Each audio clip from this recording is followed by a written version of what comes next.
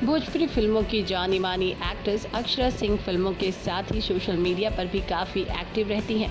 वो अक्सर अपनी फ़ोटो और वीडियो शेयर करती रहती हैं। हाल ही में अक्षरा ने पिंक साड़ी और ब्लैक कलर के ब्लाउज़ में अपनी फ़ोटो और वीडियो शेयर की, जिसके बाद दर्शक काफ़ी ज़्यादा खुश हो गए। इसके साथ ही अक्षरा ने कैप्शन में लिखा भी था, आंखें पढ़ो और जानो हमारी रजा क्या है, हर बात लफ्ज़ों से ही तो मजाक क्या है। अक्षरा की इस पोस्ट पर उनके फैन जमकर कमेंट कर रहे हैं। कोई उन्हें सुंदरी कह रहा है तो कोई हार्ट वाले इमोजी के साथ अपने इमोशन को अक्षरा के सामने रख रहा है।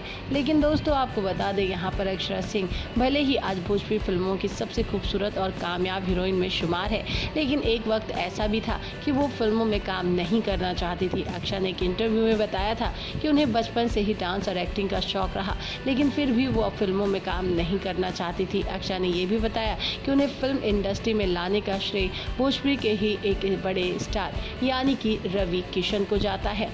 आपको बता दें, रवि किशन की वजह से इंडस्ट्री में अक्षरा सिंह ने एंट्री मारी है, ऐसा मानना है अक्षरा सिंह का। अक्षरा सिंह के मुताबिक उन्होंने कहा, मेरे मम्मी पापा पहले से ही फिल्म इंडस्ट्री से जुड़े हुए हैं, ऐसे में हमारे घर फिल्मी सितारों का आना जाना रहता था। इसी बीच एक दिन भोजपुरी सुपरस्टार रवि किशन मेरे घर पहुंचे।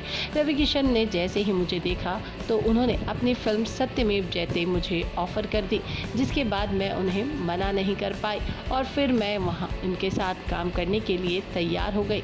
वेल दोस्तों, अक्षरा सिंह भोजपुरी फिल्मों से कई ज़्यादा एक्टर पवन सिंह के साथ अफेयर की खबरों को लेकर सुर्खियों में है।